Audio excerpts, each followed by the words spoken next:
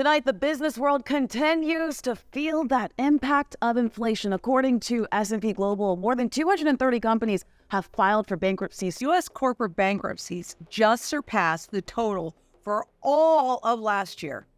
We are in a debt-based system, and the impact of rising interest rates is now starting to be felt in a big way. The increase in the cost of borrowing and the cost of servicing debt for both businesses and individuals is leading to defaults. Corporations and commercial real estate businesses are unable to refinance due to credit tightening, and they're being forced into bankruptcy. This is leading to job losses and decreased consumer spending, which will impact other businesses and trigger a downward spiral of events. This economy is driven by the unusual and unsustainable compounding of debt and derivatives that are now being sold as all the Wall Street products your financial advisor recommends to you. Well, guess what? The Ponzi scheme gets revealed. Physical gold and silver. The markets are schizophrenic. One day they like what's happening, so there's euphoria. Markets are up at all-new time highs, high PEs, etc. But then the reality sets in, and then they try and dump, and then they got to keep them supported again. Because what do people do? They open up their 401k statement or their IRA statement, and they go, oh, okay, things must be okay as long as the stock market is okay, or as long as the bond market isn't too terribly bad. But look at all of these industries. Gold prices are kind of holding their ground despite some pressure for the fourth day straight. People are feeling cautiously optimistic, especially after the long U.S. weekend.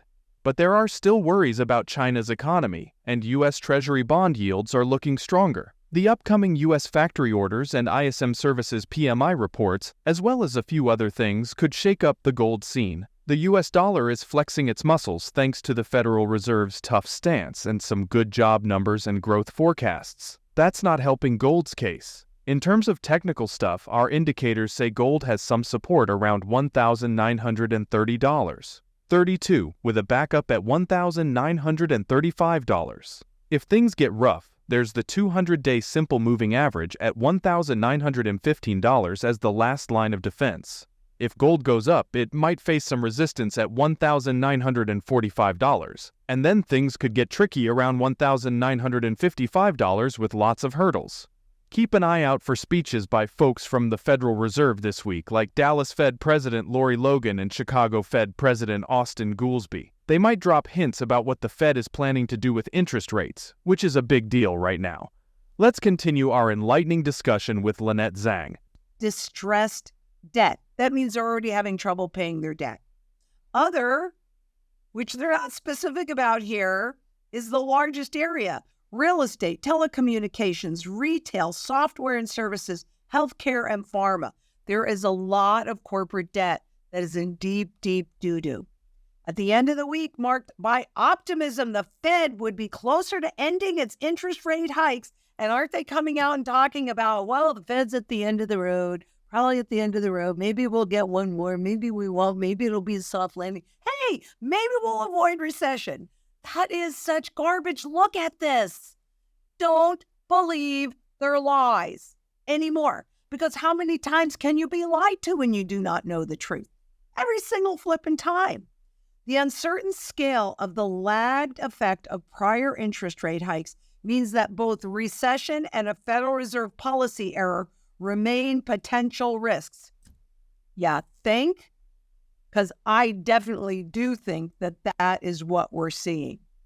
So how do you think if they're going to fight the inflation that they created, sorry, Randy, fight the inflation that they created, how are they doing that? By raising the interest rates. I personally think we're going to see a pivot at some point, but I can't tell you when. Is there going to be another rate raise? Well, yeah, they're trying to get back their credibility. Remember when they gave it up a year ago last June? I was amazed that they were so stupid to give it up.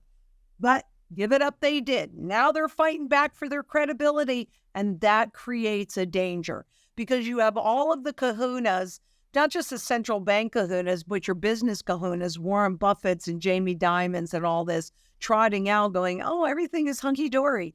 No recession, blah, blah, blah.